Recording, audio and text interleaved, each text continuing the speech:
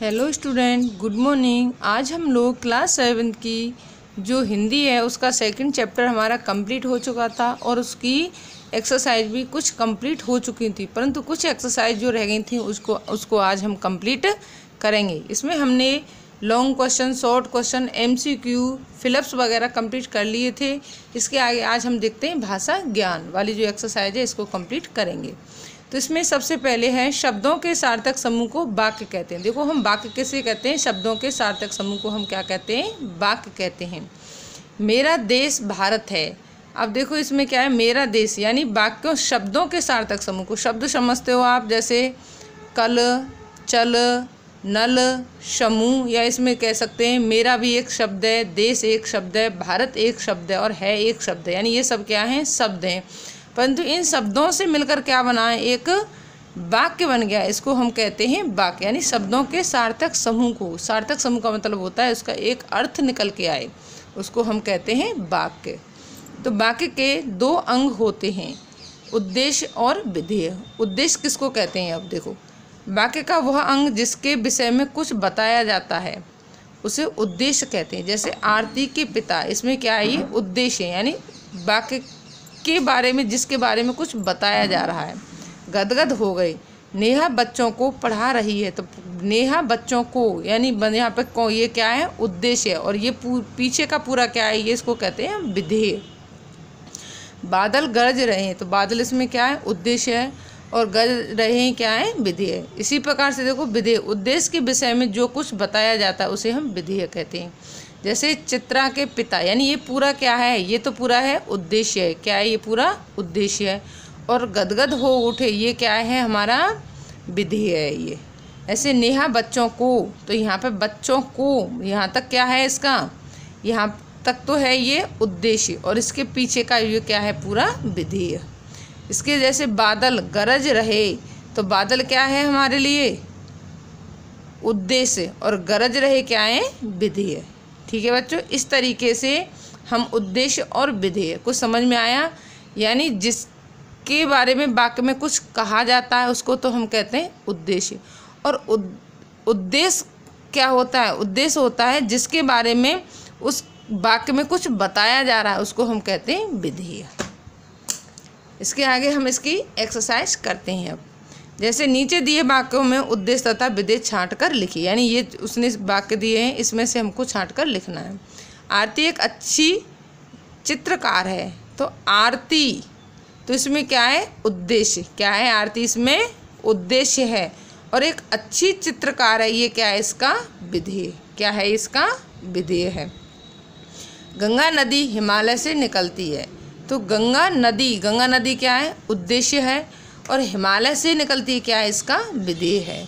नेहा की पढ़ने में रुचि है, तो नेहा की, यहाँ तक तो क्या आएगा? नेहा की तो क्या है? उद्देश्य है। और पढ़ने में रुचि क्या है? इसका विधेय है।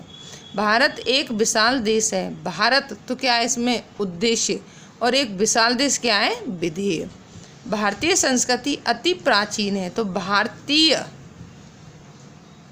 तो क्या है? इसमें उद्देश्य, और संस्कृति अति प्राचीन है, तो ये क्या आएगा? विधेय में आएगा।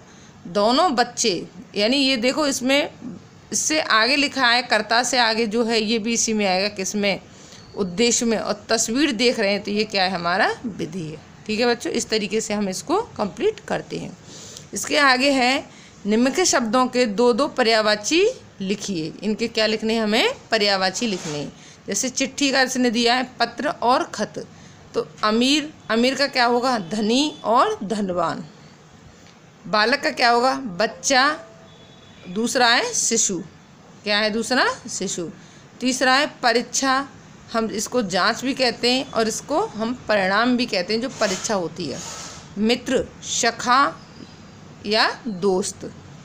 तस्वीर, इसको हम चित्र कहते हैं, और दूसरा इसको प्रतिमा, प्रतिभा नहीं, प्रतिमा यानी चित्र। इस तरीके से हमें ये क्या करते हैं? इसको कंप्लीट करते हैं। आगे है निम्नलिखित प्रत्यय लगाकर दो दो शब्द बनाए। यानी इसने यहाँ प्रत्यय दिए। प्रत्यय का मीन्स होता है कि जो शब्द शब्दांश के पीछे लग के उसके अर्थ में परिवर्तन कर देते हैं, यानी जो शब्द के पीछे लगते हैं उसको हम क्या कहते हैं? प्रत्यय कहते हैं। और जो शब्द के आगे लगते हैं उसको हम क्या कहते हैं, उपसर्ग कहते हैं। तो इसने क्या दिया है, हमारे लिए प्रत्यय दिया हुआ है। तो बाण, जैसे बल शब्द है तो बल के पीछे हमने बाण लगाया तो बलवान बन गया। प्रतिभा, प्रतिभा का मतलब है जब हम किसी कोई कला जो होती है उसमें हमने बाण लगाया तो प्रतिभावान बन गया। एक, जैसे समाज शब्द है समाज, तो इसमें हमने पीछे एक लगा दी तो सामाजिक बन गया।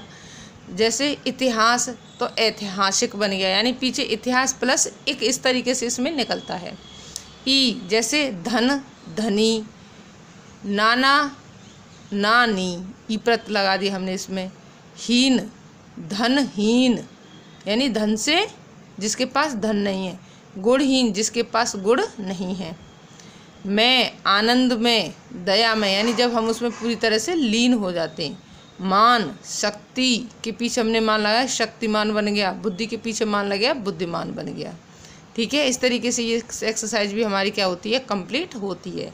इसके आगे नेक्स्ट एक्सरसाइज है, निम्न शब्दों के विलोम शब्द लिखिए। यानी ये शब्द दिए हुए हैं हमें और इसके हमें क्या लिखने, विलोम शब्द। जैसे खराब, खराब का क्या होगा, अच्छा। गलत फहमी, गलत फहमी का क्या होगा, सही। यानी जब हम कोई गलत फहमी पैदा हो जाती है तो कहते हैं ना सही नहीं पता है इसको। जिंदगी, मृत्यु, समाप्त, प्रारंभ, इच्छा, अनिच्छा, विदेश, स्वदेश, ये सब क्या है इसके, इनके विलोम शब्द हैं। इस प्रकार से हमारा चैप्टर कंप्लीट होता है और ये सभी एक्सरसाइज आपको क्या करनी है, अपनी नोटबुक में नोट करनी है। थैंक यू बच्चों, कल मिलेंगे एक नेक्स्ट वीडियो और नेक्स्ट टॉपिक के साथ।